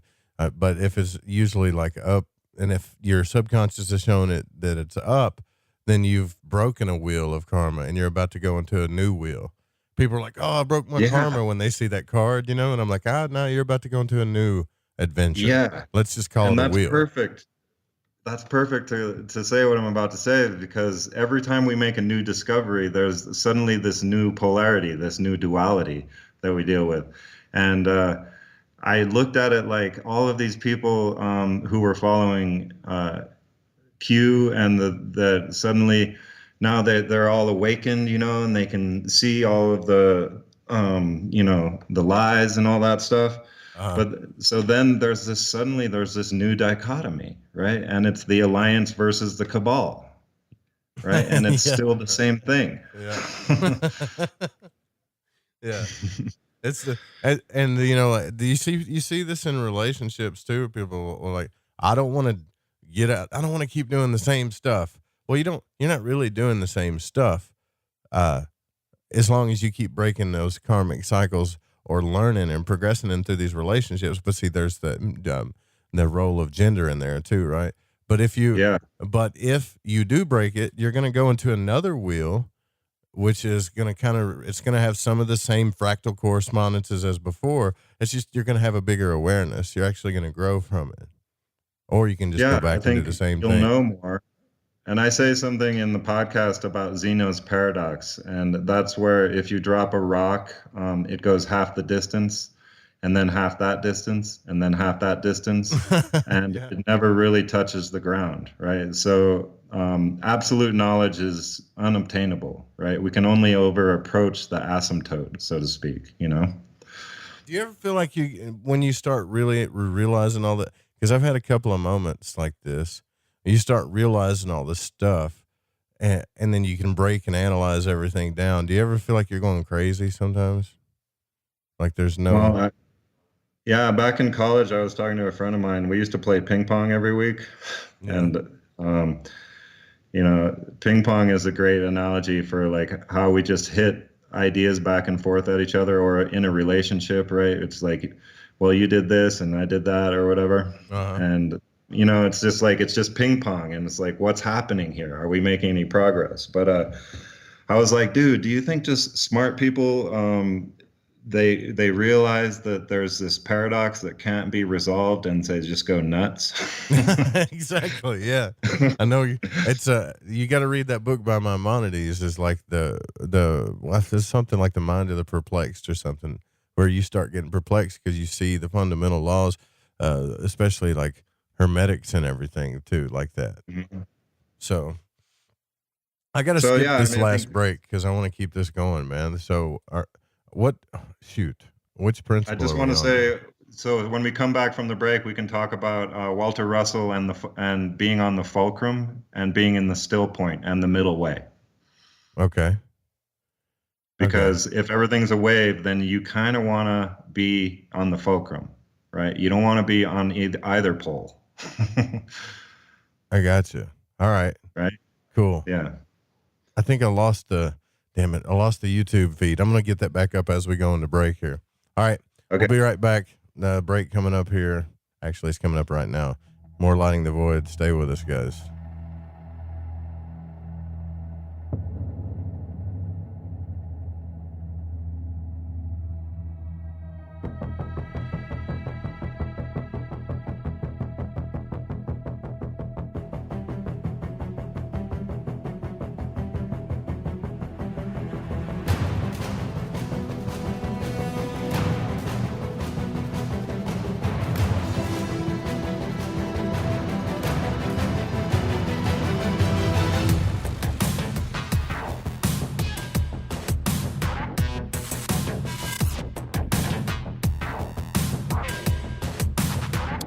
So, you love talk radio? Then you'll love TalkStreamLive.com. TalkStream Live is always on, 24/7 with the best streaming talk shows. Find your favorite talkers and discover some new ones. It's free, readily available online or on mobile with any smartphone or tablet. Finding your favorite talk shows all in one place has gotten a whole lot easier. Just go to TalkStreamLive.com. Be sure to download the free apps from Google Play or the iTunes App Store. The truth is out there, and so are we. KTLK, Digital Broadcasting, The Fringe FM. Want to support Lighting the Void? Just go to lightingthevoid.com, sign up on our membership page, and pick your package where you can get exclusive content, readings, and exclusive behind-the-scenes content. Also, check out the LTV shop where you can get your very own altar box, t-shirt, shack, hoodie with sigil, Roswell-style t-shirt, racerback tees, socks, long-sleeve shirts, stickers, and beanies. Keep Lighting the Void airing 5 nights a week by going to lightingthevoid.com and support today. Hey, is that a new music app? Yeah, check it out. Surfer Music Discovery. It links to thousands of online stations, but the twist is you see the song names and artists that are now playing live. That's different. No guessing. Looks like a waterfall of music. So many formats. Rock, oldies, country, R&B, jazz, and a whole lot more. How's that spelled? Surfer. S-U-R-F-R. Is it expensive? It's free. No need to sign up or sign in. Get the Surfer Music app free from Google Play or the App Store. Telepath is a weekly digital newsletter filled with the latest paranormal news, trending topics, and fresh articles from some of the most popular critical thinkers in the community today. Stay informed on your favorite paranormal podcasts and live streaming talk shows. Interact with the Telepath and upload your paranormal story or pics. It could be featured in an upcoming edition. Sign up right now for the free Telepath newsletter at paranormal.radio. That's paranormal.radio. Lighting the Void and the Esoteric Scholar present the Altar Box, crafted and designed for magicians by magicians. Now you can take your practice with you. This beautifully handcrafted mobile altar opens and works as an altar for any of your spiritual, religious, or ritual practices. Made to travel and work in small spaces, the Altar Box comes with hidden compartments for your practice tools and accessories. The Altar Box also comes with a dark scrying mirror for scrying and reverses and fits perfectly also as a chalkboard for any sigil, symbol, or whatever you see fit to sketch. The Altar Box is handcrafted to carry as a small suitcase, so you may take your practice with you, and the hinges are made with solid material and hinged with leather and rivets for extra strength. The mirror piece and floor plate fit perfectly when closed, so no movement will happen. Use it in small places as well. You can practice meditation, magic, planetary magic, sigil magic, scrying, ritual. Never be without your practice tools again, no matter the setting or where you go. And this season, give the gift of magic for yourself or your loved one by grabbing your Altar Box. Was $249.99, now $199.99. The sale ends January 1st, 2021. Just go to lightingthevoid.com/altarbox and get yours while the sale lasts.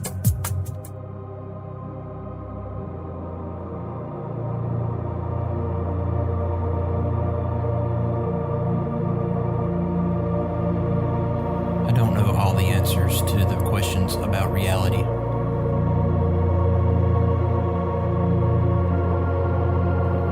I do not claim to know the ultimate truth about life.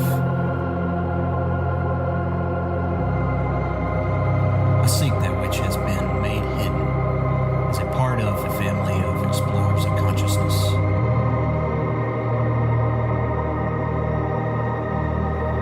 I am a void walker.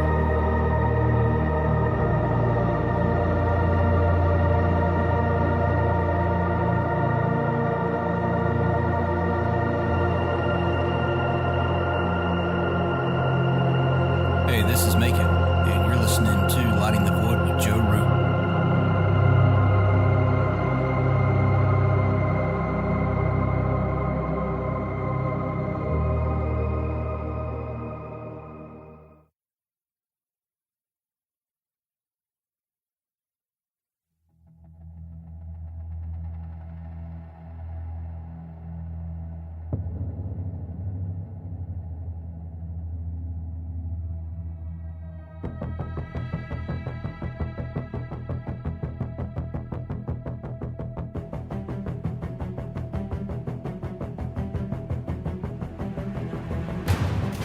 All right, I guess what we'll do is I'll go ahead and open the phone lines up, but we're still not done here.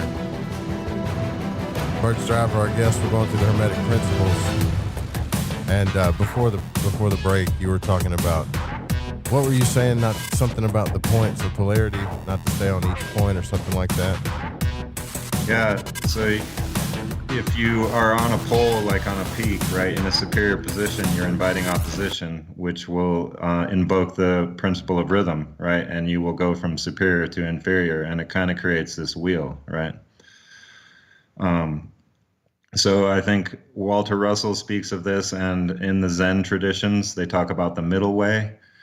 And so I used to think of this as like the middle way was like, don't get too excited when you succeed, and don't beat yourself up too hard when you fail, right? Yeah. Right. But really, it's like you don't measure each of those things. So you never really go out on a limb in the first place, you know? So you don't measure your success and take credit, right? And think you're all awesome. And you don't measure your failure and kick yourself, you know? Beat yourself up, yeah. Yeah. But so if you can operate from a position of, they say in like acupuncture, when they're putting in the needles, right? You got to have an acausal intent. So you don't ascribe an attachment to the outcome of what you're doing, right? Right.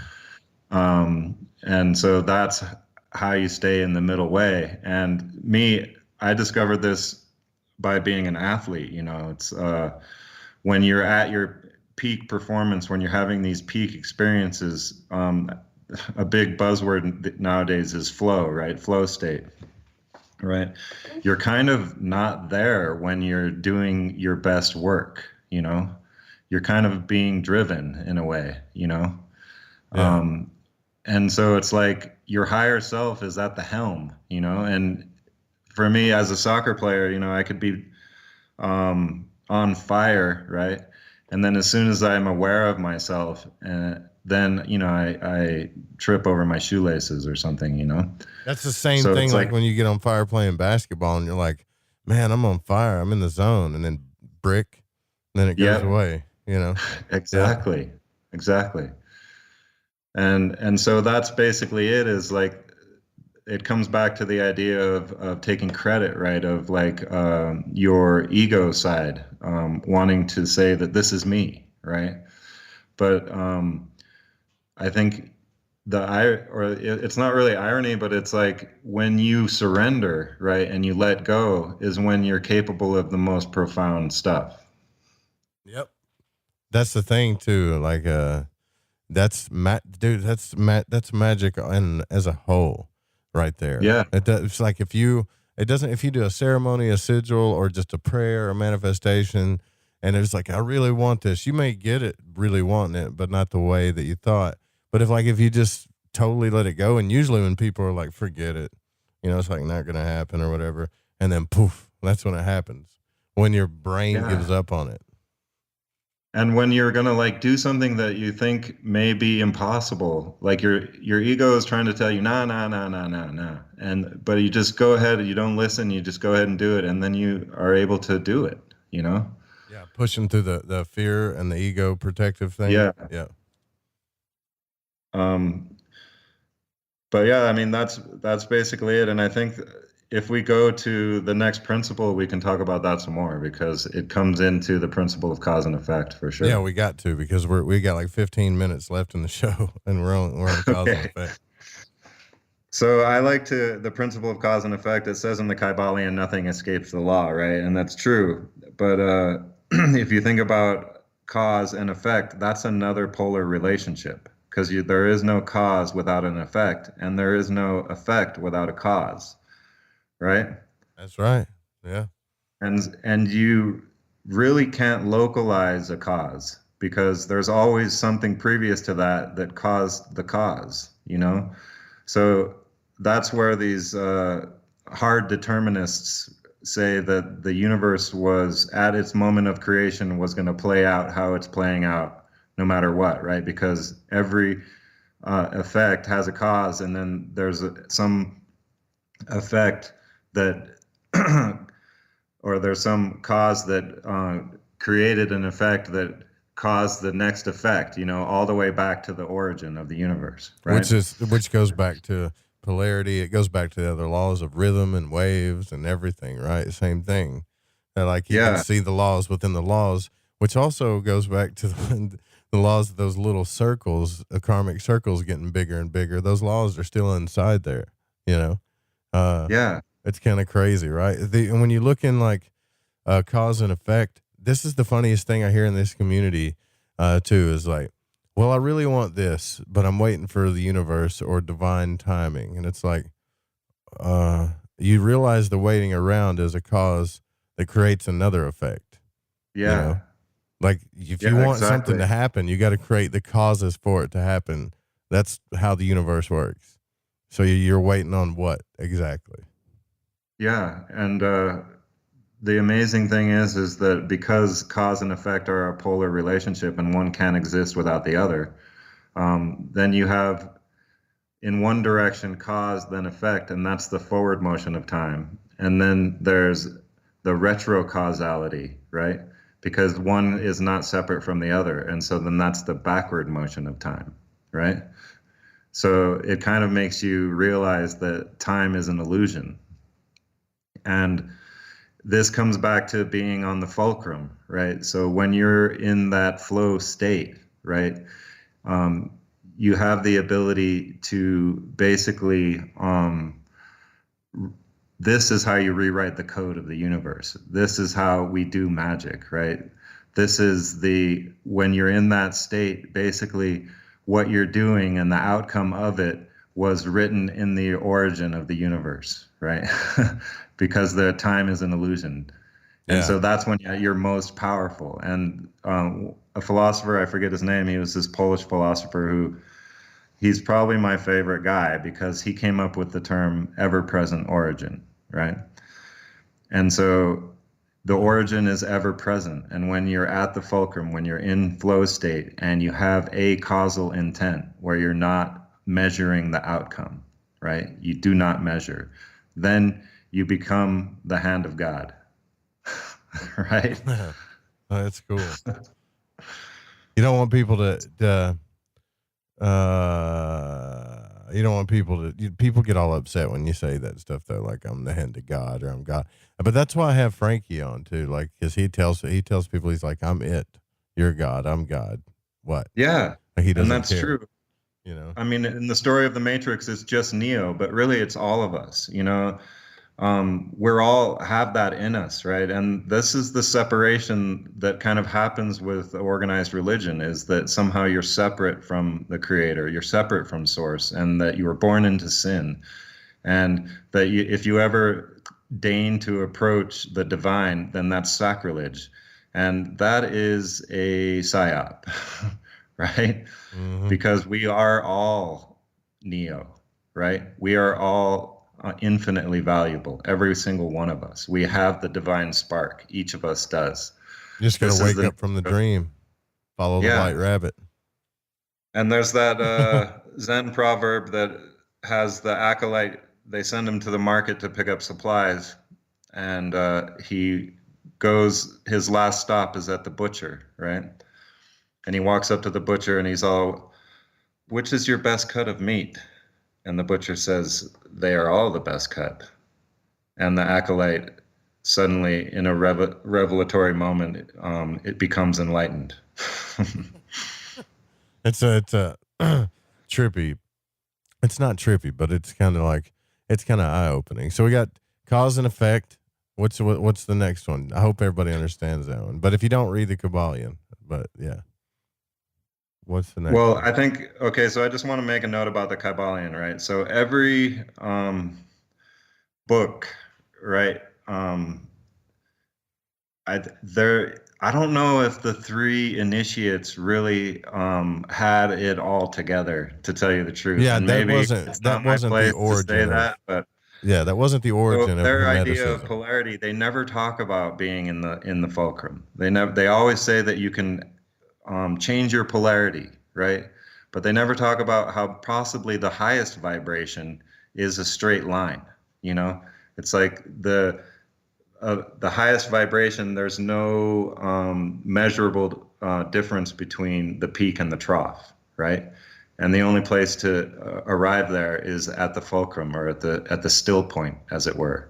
Yeah. You know? So, I mean, it's good to explore, but I think the simplicity is the highest sophistication, right?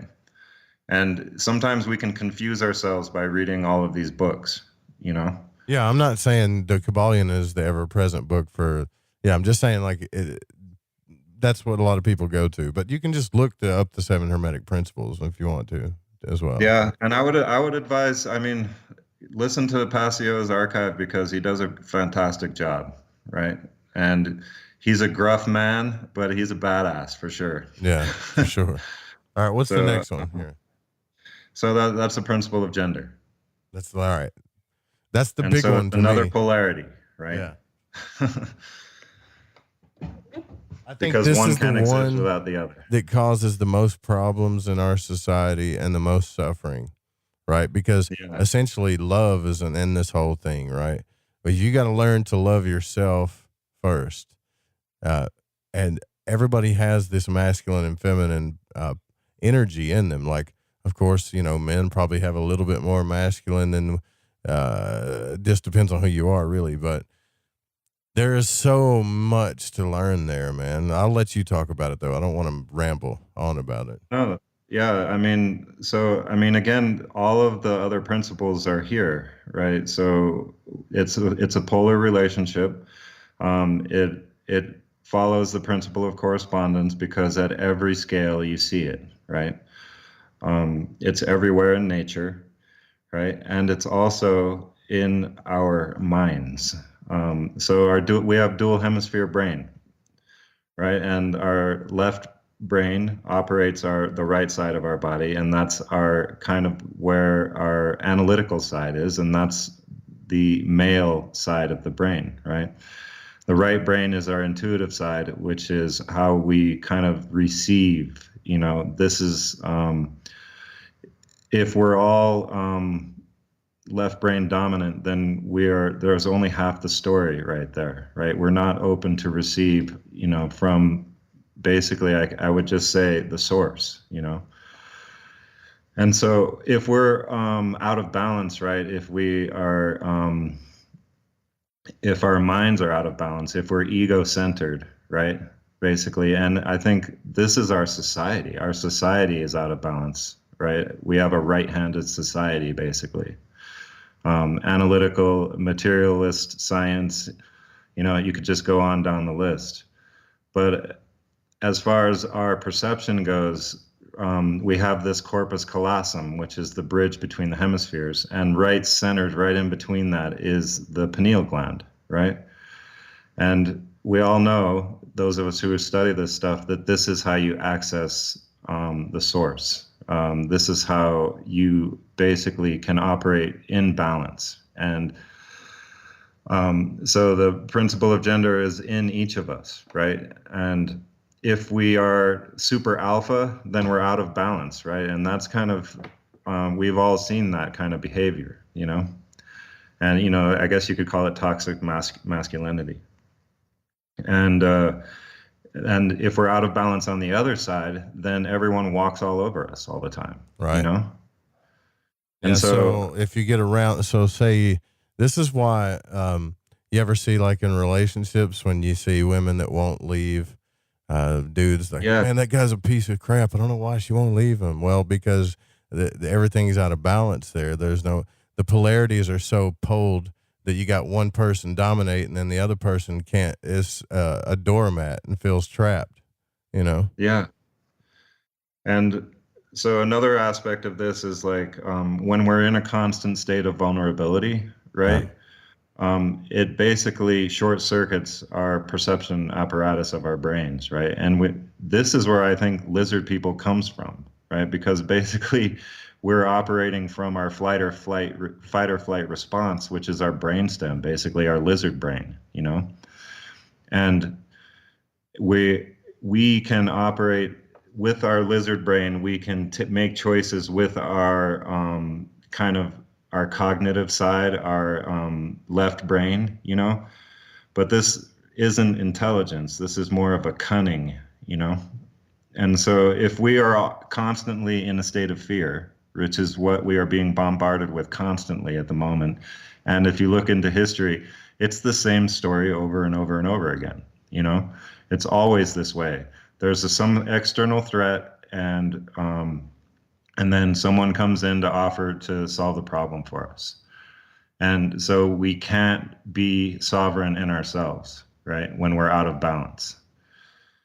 Gotcha. And I mean, that's where I come at this principle of gender a lot with. And you were right when you were talking about it. It's like you gotta be able to you can't be expecting your happiness to come from anywhere outside of you, you know? Sure, so yeah, like in a relationship, the codependency thing in a relationship, right? If you're expecting them or the other person or your partner to be responsible for your happiness, then you're on the wrong path, you know? I will tell you though that people that understand the laws of gender are way better at, you can read about this too, they're way better at like romance and relationships and communication and growth and things like that. They don't I'm not saying people don't get emotions or catch themselves off guard, but it's just like, I think when you understand this stuff, you'll have a better, you'll have a better shot at it. But the people, you can be happy within yourself, and other people can increase your happiness and help you get to that next spiral that you were talking about, right? Yeah. And if you're both keep getting, those spirals keep growing, then, that's good. Yeah. I mean, I'm not, this is a growth thing for me too. Like I've been in a codependent relationship. I've been the beta, I've been expecting that, always thinking that this shit is going to end any minute now, or she's going to do this or that, or, or whatever. Walking on eggshells all the time, were you? Yeah. And I've, and that's the other person doesn't like that either, like both sides of an alpha beta relationship don't work, Right, because it's too polarized, man. Yeah. You're too far apart. You gotta be comfortable with yourself, right? You don't measure it, basically. Again, it comes up the idea of measurement, Yeah. But on the aspect of love, right? So this is the way I look at, this is the background, right? This is the monad, right? This is the single pole. The only single pole that exists is love, right?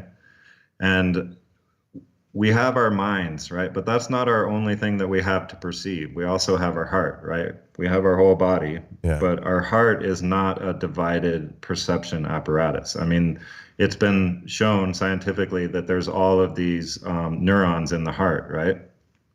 Exactly, but it's one unit. It's not a dual unit, right? And so I like to say that there's a difference between intellect and intelligence. Intellect is in the mind, right? And I would say even just in the left hemisphere. And intelligence is your entire perception apparatus, and including your heart. And so if you're coming from your heart, which is not a divided unit, right, then you will be able to perceive it in a better way, like a more full capacity, and you won't miss stuff. You know what I mean? Right. Man, this has been an interesting, I do know what you mean. This has been an interesting conversation. I wish I had another hour, man, but we gotta end this broadcast. So thank you for coming on. Yeah. It went by quick, didn't it? You, man. Yeah, it was good talking to you too. And can you tell everybody real quick one more time where to find you? And you're done with your podcast though, right? You only did like 10 episodes. Yeah, I'm going to continue, but it's going to be a lighter. I mean, it's not going to be so like driven towards this, trying to deliver a message. It's going to be, you know, my writings, my stories, some interviews, and I'm going to do a series with my best friend. I'm trying to get him to be my co-host, you know? Yeah. And, but it's www.GreenKnight, as in, you know, with a K, GreenKnight.green.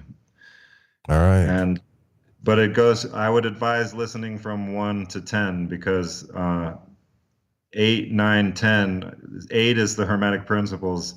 9 is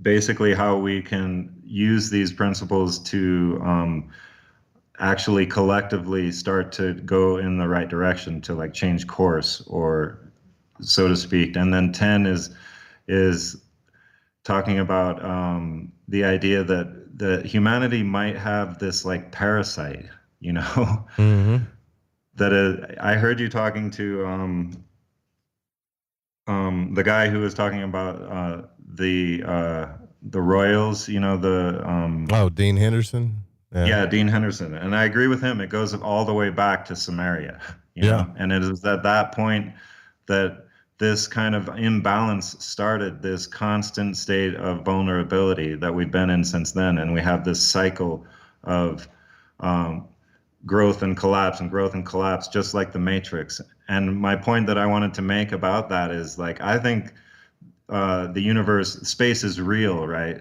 But the Matrix is in our mind, you know, and that we were captured by this kind of malevolent force that spans thousands of generations, really, you know? Right. And I think it's time now to break it, right? We can break the cycle. We can wake up from our Groundhog Day. I can't wait. I hope that happens. And man, yeah, Burch, thank you for coming on the broadcast. It was really good having you. Thank you. Yeah, well, thank you, Joe. I love your show, and I really appreciate it. It was nice. Deep conversation ahead there with Burch Driver. Tomorrow night, we're going to have the fellows from Grimerica is going to be here with us for a special Friday night broadcast. We'll see you guys tomorrow night. The Secret Teachings with Ryan Gable's coming up next on the Fringe FM. Keep it here. Try to keep it live. You guys have a good night.